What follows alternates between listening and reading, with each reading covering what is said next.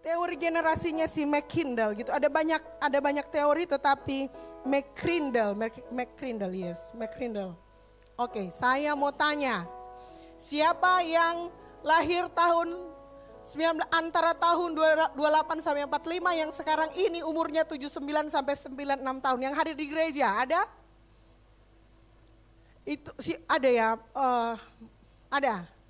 Ama di bawah. Lahir tahun berapa Ama? Nggak tahu. Jadi mereka namanya silent generation gitu ya. Masih ada mereka, tapi sudah nggak banyak. Oke, mereka kemudian membesarkan baby boomers yang lahir tahun 46 sampai 64. Saya mohon yang saya bacakan tahun lahirnya untuk berdiri, oke? Berdiri baby boomers yang lahir tahun 46 sampai 66 yang usianya sekitar 60 tahun sampai 78 tahun hari ini yang ada di gereja. Please stand up. Ada. Kasih tepuk tangan Om dan Tante. Tetap berdiri Om dan Tante, masih panjang kita. Generasi X yang lahir tahun 65 sampai 79 yang umurnya 45 sampai 59 tahun. Please stand up. Masih ada, masih banyak, oke? Lalu kemudian millennials yang lahir tahun 80 sampai 94, 30 sampai 44 tahun. Berdiri. Vano jangan millennials kamu, Van. Niko millennials. Saya pikir baby boomers. Oke. Gen Z, where is Gen Z? Yang lahir tahun 95 sampai 2009, mana Gen Z? Oke. Alpha yang lahir 2010 sampai 2024. Anak-anak yang lahir di tahun 2000 umur 0 sampai 14 tahun, please berdiri. Kalian yang terakhir berdiri itu namanya generasi Alpha. Generasi apa? Alpha, kasih tepuk tangan untuk Tuhan. So, perhatikan sebentar. Tetap berdiri. Generasi Alpha itu sampai dengan 2024. So, if you pregnant dan akan melahirkan di tahun 2024 ini, akan melahirkan the last Alpha. Oke? Kalau yang akan lahir tahun 2025, saya nggak tahu adiknya Richie lahir tahun 2024 atau 2025. Kalau 2025 dia adalah first beta. Oke, bingung ya? Kita kasih tepuk tangan untuk saudara-saudara sekalian dulu. Oke, saudara boleh duduk. Saya kasih tahu, generasi beta is coming. Mereka akan datang 2025 sampai 2039 mereka akan datang gitu ya. Jadi, Pastor Melan, saya ini adalah tipikal pastor gitu ya, yang dibesarkan oleh baby boomers. Oke? Memimpin sebagai generasi X, lagi mentoring millennials tadi. Oke? Sementara lagi mentoring millennials, kita juga melayani bareng Gen Z. Oke, right? Itu sebabnya tampang saya kayak gini, saudara-saudara. Karena ini pemimpin yang dibesarkan oleh sebuah generasi, sementara melatih sebuah generasi yang baru dan bekerja sama dengan generasi yang lebih baru. Dan sedang mencoba berkomunikasi dengan generasi Alpha, Richie dan lain-lain sebagainya. Mana Gen Z? Angkat tangan Gen Z. Apakah kalian sudah paham bahasanya Alpha? Who is the Sigma in this church? Pada bingung orang tuh, apa itu pastor? Sudah mulai gak nyambung kan? So Sigma itu adalah seorang pemimpin yang cool, betul gak? Dominan, the leader of the pack. Jadi mereka akan bilang, siapa gembalanya? She's my Sigma, itu bahasa anak Alpha. Oke? Dulu gitu ya, di MCM ini tuh Vano dan lain-lain suka ngomong gini, skibidi. Itu sebenarnya bahasa yang lahir dari MCM. Itu lahir dari obrolan Vano, Jembot, Ading yang sekarang sudah mendunia, saudara-saudara. Sudah tahu apa arti skibidi? Tanya Gen Alpha. Tapi Gen Z paham itu. Apa? Iya. Something awful. Nggak bagus sekali DPK lakukan. Ya devil thing lah. Oke. Jadi kalau nggak sampai anak sudah begini, mau di bapak ini skibidi. It is negatif, oke? Jangan oh haleluya. Itu negatif, oke? Lalu kalau comot makanan, lagi makan ya, kadang coba dong, terus dia langsung ambil tanpa tanya. Kalau di bahasa kita apa? Baby boomers milenial bilangnya apa? Enggak ada kita bahasanya, ambil aja gitu kan. Minta dong, kadang enggak ambil. Kalau mereka ada bahasanya, namanya fanum teks. Enggak paham kan? Ya gue juga enggak paham. Itu arti ngambil tanpa bilang-bilang. Itu loh. Kalau saudara nggak percaya, saudara tulis words from generation alpha. Supaya saudara bisa komunikasi sama mereka gitu ya. Jangan-jangan mereka udah ngomongin saudara nggak paham. Dan itu cucu saudara. Jangan sampai cucu saudara lagi ngomongin saudara dan saudara nggak tahu dia lagi. Oh dia sedang bahasa roh. Oh my God. Saudara tahu apa arti noob? Noob. Payah. Mom, you are noob. Oh, apa itu noob? Itu bukan scrub. Itu mama payah, ayap. Bahasa orang suka paling tinggi payah jadi ayap. Dia noob. Oh my God. Try to communicate. So kita sekarang ini berbahagia ya, kita hidup di antara generasi, so baby boomers, oma opa kita membesarkan generasi X, Pastor Melan, dan kemudian sedang mentoring millennials, Pastor Ramli, Pastor Gloria dan lain-lain sebagainya, dan kemudian sementara bekerja sama dengan Gen Z. Bulan Juni Juli saya mengajar di EKC ETC, saudara-saudara, yang ngajar itu Gen Z bungsu, Gen Z yang kecil, plus beberapa alfa yang dewasa gitu, yang sudah 12-13 tahun. Lalu kemudian saudara tahu apa pertanyaannya waktu saya mengajar? Nama lain dari setan adalah diabolos. Lalu mereka tanya, Pastor apa hubungannya dengan El Diablo? Can somebody tell me? What is El Diablo?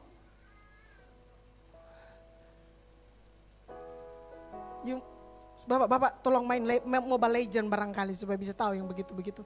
So itu nama-nama di internet yang kita bahkan nggak tahu, dan bagi mereka itu El Diablo mungkin temannya mereka gitu, mereka jagoannya mereka. Karena kita nggak tahu. So pertanyaan lagi, Pastor boleh tanya, Pastor apakah Tuhan itu adalah God of a universe or of multiverse? Marvel, ini muridnya Marvel, saudara-saudara. Film Marvel. Pastor, can I meet my mom in other universe after this universe?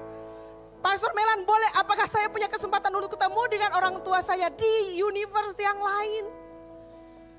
Bagaimana saudara memberitakan Injil kepada generasi itu? Saudara-saudara, kita cuma tahu one universe.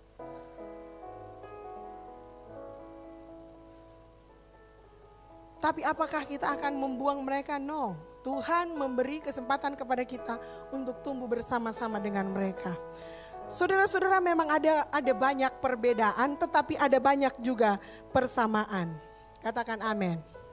Mengapa kita harus fokus kepada melayani next generation? Itu pertanyaan yang selalu ingin saya jawab. Mengapa kita harus fokus kepada melayani next generation? Nah, sebelum itu saudara-saudara, kita mesti paham dulu apa yang lagi dihidupi oleh kepemimpinan saat ini atau pelayanan kita gitu ya.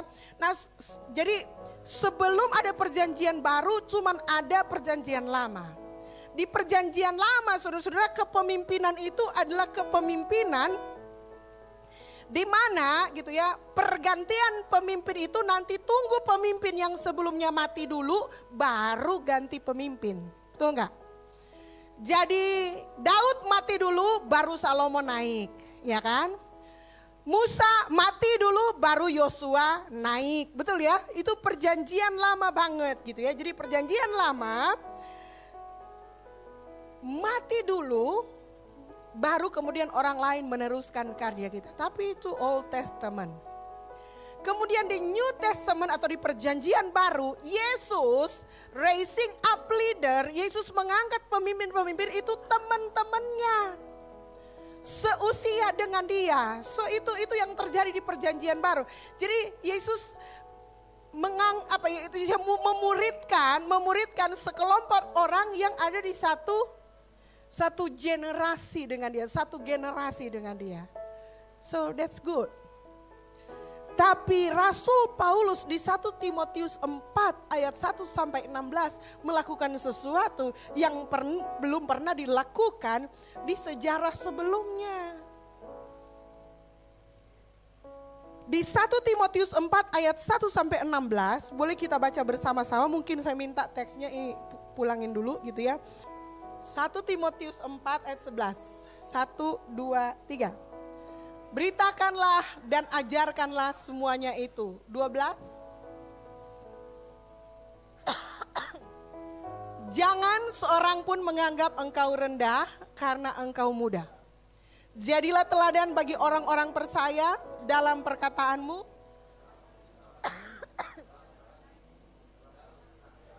dan dalam kesucianmu. Ayat 13.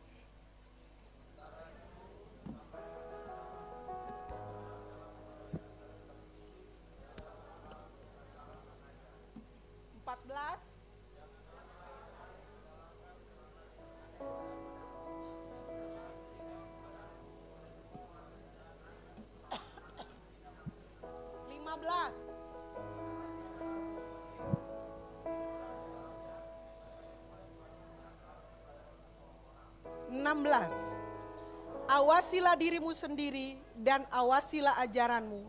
Bertekunlah dalam semuanya itu, karena dengan berbuat demikian engkau akan menyelamatkan dirimu dan semua orang yang mendengar engkau. Bilang amin. Boleh tahan di situ ayatnya. Saudara-saudara, Yesus memuridkan murid-murid yang satu generasi dengan dia. So itu adalah hal yang umum, kalau ketika kita melakukan sesuatu kita senang bekerja dengan orang-orang yang satu generasi dengan kita. Yesus melakukannya, Jesus did it, gitu ya. Semua generasi, Gen Z akan senang bekerja dengan Gen Z, milenial akan senang dengan bekerja dengan milenial, generasi X akan senang bekerja dengan generasi X karena dibesarkan dalam habitat yang sama. Tapi saudara-saudara, gitu ya, kemudian Rasul Paulus dalam pelayanan kepemimpinannya, gitu ya, Rasul Paulus mulai, nah begini saudara-saudara, jemaat Efesus adalah jemaat yang paling sukses di perjanjian baru, jemaat yang dibangun oleh Rasul Paulus sendiri. Jadi jemaat Efesus adalah jemaat yang dirintis, ditanam dan dikembangkan oleh Rasul Paulus sendiri. Dan itu salah satu sidang yang sangat berpengaruh, bukan cuma di masanya tapi sampai saat ini. Sidang yang terdiri dari orang-orang yang luar biasa, pertumbuhannya masif, mereka mengajarkan ajaran-ajaran yang benar, dan jemaat Efesus itu adalah jemaat benar-benar yang sangat berdampak di zamannya. Namun karena pelayanan yang harus dikejar gitu ya, jadi musuh dari kita adalah waktu. Karena waktu itu gak bisa berhenti, dia berjalan terus. Dan Rasul Paulus mesti melakukan pelayanan pekerjaan Injil lainnya. Dan dia kemudian harus meninggalkan jemaat Efesus. Saudara bisa bayangkan gitu ya, saya misalnya Pastor Melan sementara mengembangkan MCM. Lagi tumbuh-tumbuhnya, jemaatnya lagi semangat melayani semua generasi gitu ya. Dan tiba-tiba di tengah-tengah rasa cinta akan gereja, jemaatnya sedang bertumbuh, satelit dibuka, ada persoalan tetapi semua dapat ditangani dengan baik. Karena semua punya visi yang benar, karena semua punya hati yang sama, karena mereka punya hati yang satu, mereka menghormati Tuhan, mereka menjadi saksi dan lain-lain sebagainya gitu ya. Dan tiba-tiba kemudian saya diutus pergi ke tempat lain. Dan pada saat itu tidak ada, menurut Paulus nggak ada yang lain yang lebih tepat selain daripada Timotius yang kala itu masih muda. Itu sebabnya lahirlah statement ini. Jadilah teladan dan lain-lain sebagainya seperti yang saudara baca. Dan ayat 16 dia bilang gini, awasilah dirimu sendiri dan awasilah ajaranmu. Bertekunlah dalam semuanya itu, semua yang di atas gitu ya. Karena dengan berbuat demikian engkau akan menyelamatkan dirimu dan semua orang yang mendengar engkau. So, Rasul Paulus mengajarkan kepada Timotius, satu, kamu harus menyelamatkan dirimu sendiri dan gitu menyelamatkan orang lain yang mendengarkan engkau. Karena ada banyak orang bisa menyelamatkan orang lain selain dirinya sendiri. Kita melihat itu ya. Persoalan bagi orang muda ini, mereka bisa bagus untuk orang lain, tapi dia nggak bagus untuk dirinya sendiri. Persoalan dari generasi yang lebih muda menurut Rasul Paulus adalah kamu bisa bagus kepada pelayanan yang lain, makanya dia bilang jadilah teladan. But sometimes dia ingatkan di bagian terakhir, awasilah semuanya itu dan jangan lupa selamatkan dirimu juga. So urus diri, kalimatnya begini, urus diri dan urus orang lain juga. Amin. Nimbole urus orang lain, nyanda urus diri. Nimbole cuma urus diri, nyanda urus orang lain. Jadi sama-sama bilang urus diri dan urus orang lain. So ini penting bagi kita saudara-saudara. Mengapa sih pastor gitu? Gereja yang paling enak saudara-saudara, paling enak itu bagi saya generasi X adalah kalau semua pelayanannya itu adalah generasi seperti saya. Nyanyiannya sama, pujiannya sama, pengalamannya sama. Enak. Generasi X dibesarkan oleh baby boomers. Mama papanya pasti baby boomers, oma opanya silent generation. 3 generasi ini saudara-saudara, terutama baby boomers adalah generasi yang sangat mengagungkan penderitaan. Paham? Jadi semakin menderita seseorang, semakin baik di pikiran generasi-generasi ini. Yang gak dipikirkan oleh generasi sesudahnya. Itu sebabnya saudara-saudara, kalau mama papanya bilang papa dulu, gimana kalian next gen punya tanggapan dan milenial? Oh ya, by the way, milenial itu generasi yang paling taat. Paling nurut. Kalau Gen Z itu seperti saudara memelihara apa itu dinosaurus yang 3 yang blue dan raptor gitu. Jadi kalau Gen Z ini ibaratnya di film Jurassic Park itu mereka itu 3 raptor gitu. Jadi kalau saudara ngajar, saudara berdiri sama mereka, hati-hati saudara bisa dimakan sama mereka. Karena mereka punya informasi lebih banyak dari saudara punya informasi pastinya gitu ya. Lahirlah guru, kita harus menjadi Jurassic parents. Caranya mengajar ke anak-anak adalah gini. Good, you are good, okay, baik-baik. Dan sambil menjaga jarak aman, jangan sampai saudara digigit balik. Ada orang tua yang merasa bingung berkomunikasi dengan Gen Z. Try to be Jurassic Park parents. Coba jadi orang tua yang seperti Jurassic Park. If you are a leader dan pemimpin saudara memimpin generasi Z, saudara mesti seperti Jurassic leader also. Gitu ya, itu saya belajar di sana dulu dan tahu. Tapi kurang lebih itu sebuah situasi. Jadi generasi baby boomers sampai dengan generasi X adalah generasi yang mengagungkan penderitaan. Karena apa? Karena penderitaan adalah bagian dari kehidupan mereka. Itu sebabnya pada saat itu lahir lagu-lagu hebat gitu ya. Yang menceritakan bagaimana kita bergumul dan Tuhan menyelamatkan kita. Dan sesudah itu Tuhan memberkati hidup kita. Dari miskin sekarang jadi kaya. Tapi kita nggak bisa memaksakan lagu itu kepada anak-anak kita. Karena mereka bukan dari miskin jadi kaya. Karena mereka lahir mereka sudah kaya. Amin. Apakah generasi Z ada yang masih minum susu non-fat? Beras gunung paling rendah. Beras kapal aja dong nggak pernah tahu itu. Kalian tahu beras kapal? Generasi kami tahu. Kalian nggak tahu. Kamu cuma tahu Super Win. Kalau nggak Super Win naik dikit lah. Beras itu makan yang disusi, beras import. Kalau orang tua dulu ke sekolah pakai apa Bapak Ibu? Nggak pakai. Kalau oma opa nggak pakai selop. Kalau mama papa sosok pakai sepatu. Tapi satu sepatu untuk semua acara. Right? Kalau torang semulai ada baju sepatu olahraga, sepatu gereja, sepatu berjalan-jalan. Berapa pasang saudara punya anak pakai sepatu? Iko warna. See? Mereka bahkan nggak dilahirkan dalam situasi yang miskin. Jadi kalau saudara ngajarkan kita harus datang kepada Tuhan karena Tuhan menolong kita dalam penderitaan. Gue nggak punya penderitaan, Pap. I have a good life. Saya buka mata, makanan ada di situ. Saya yakin Tuhan akan menyediakan segalanya.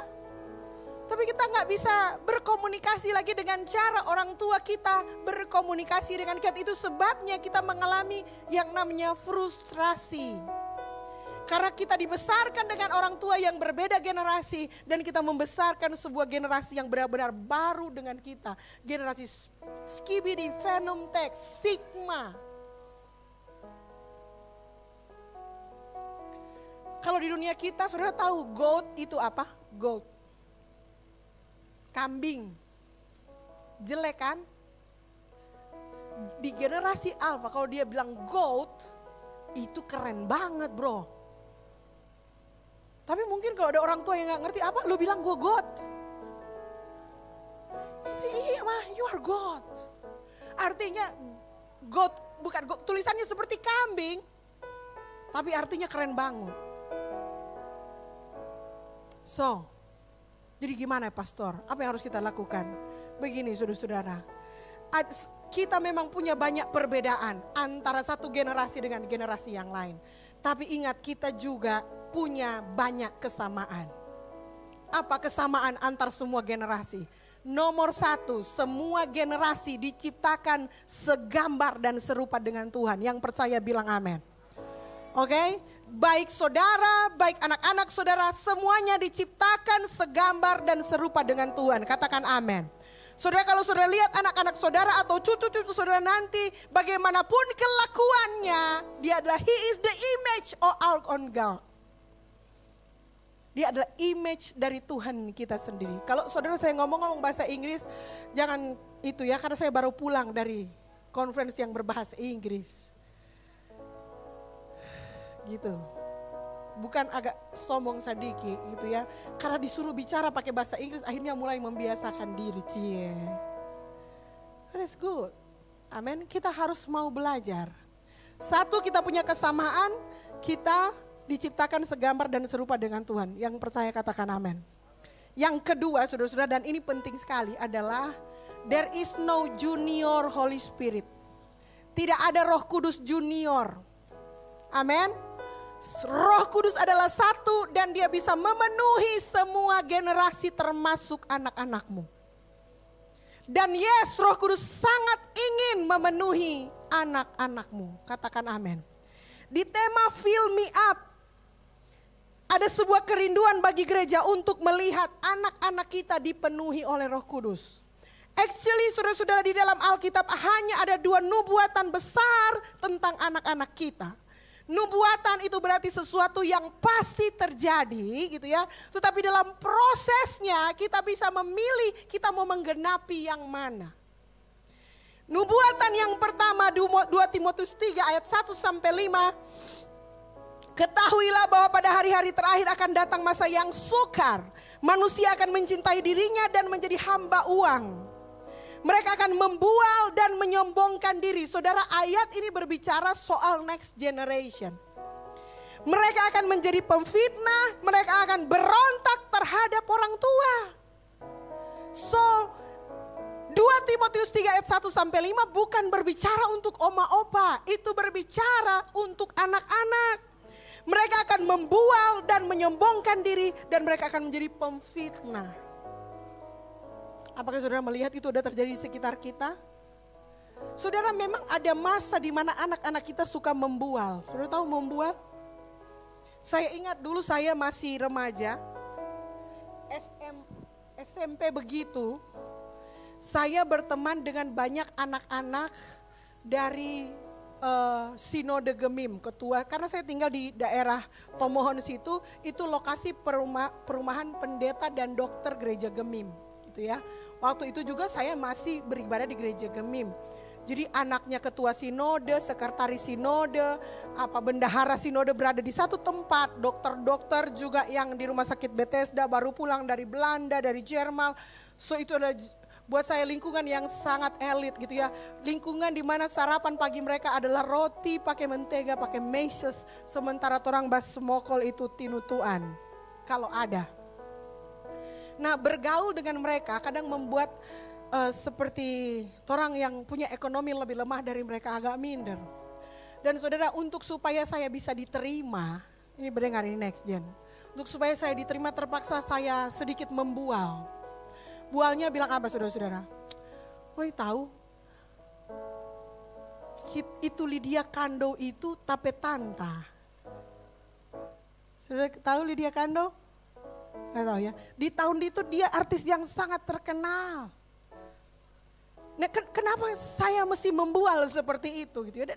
Dan bualan itu mencerita, oh kita memang susah istilahnya, tapi kita saudara itu Lydia Kando. Seolah-olah gitu ya, bersaudara dengan Lydia Kando itu akan mengangkat derajat dan harga diri saya, kira-kira begitu. Dan ternyata saudara-saudara itu bukan hanya saya saja. Itu sindrom dari orang-orang miskin yang ingin diterima dan dianggap sebagai orang kaya. Mereka suka membual. Mereka menciptakan sesuatu yang gak ada supaya mereka bisa diterima. Kata kuncinya, supaya mereka bisa diterima dan dianggap oleh komunitas yang mereka ingin masuki. Itu benar-benar parah pada waktu itu. Dan apakah itu mulai berkurang hari ini? No, saudara-saudara. Ternyata anak-anak kita itu bukan hanya bohong biasa. Makin kesini kalau kita tidak mengajarkan nilai-nilai kebenaran, anak-anak kita sudah jadi pembual. Pembual itu melebihi pembohong walaupun akarnya sama. So, manusia akan mencintai dirinya, menjadi hamba uang. Mereka akan membual, menyombongkan diri, menjadi pemfitnah, berontak terhadap orang tua, tidak tahu berterima kasih. Tidak mempedulikan agama, tidak tahu mengasihi, tidak mau berdamai, suka menjelekkan orang, tidak dapat mengekang diri, garang, tidak suka yang baik, suka mengkhianat. Kayaknya tokoh besar mereka kalau di generasi sebelumnya jadi Yudas itu tokoh yang sangat negatif. Tapi di generasi ini Yudas adalah pahlawan. Tidak berpikir panjang, berlagak tahu, lebih menuruti hawa nafsu daripada Allah. Secara lahiriah, perhatikan next gen Z. Secara lahiriah menjalankan ibadah, tapi pada hakikatnya mereka memungkiri kekuatannya. Apakah generasi ini enggak beribadah? Oh yes, mereka beribadah. Mereka beribadah di jemaat Efesus, jemaat yang paling cool di zaman itu. Jemaat yang paling keren di zaman itu. Tapi meskipun mereka beribadah, mereka kosong di dalamnya. Nubuat yang kedua. Kita sudah tahu kisah para rasul 2, nubuatan Nabi Yoel. Akan terjadi pada hari-hari terakhir. Bahwa aku akan mencurahkan rohku ke atas semua manusia. Maka anak-anakmu laki-laki dan perempuan akan bernubuat. Teruna-terunamu akan mendapat penglihatan dan orang-orangmu yang tua akan mendapat mimpi. Dan seterusnya dan seterusnya. Kamu mau memenuhi yang mana? Yang di Timotius atau yang di kisah para rasul? Dua-duanya pasti akan terjadi. Tugas penting kita orang tua untuk memastikan dia menggenapi nubuatan Nabi Yoel. Katakan amin. Bukan apa yang ditulis oleh Rasul Paulus. So, bawa mereka ke gereja. Dorong mereka untuk melayani Tuhan. Tidak harus jadi gembala, tidak harus jadi misionaris. Akan jauh mulia sekali kalau mereka bisa menjadi seorang misionari, seorang yang full timer. Tapi mereka bisa menjadi saksi Kristus dimanapun. Itu adalah sangat baik bagi kita. That is the best thing. Amen.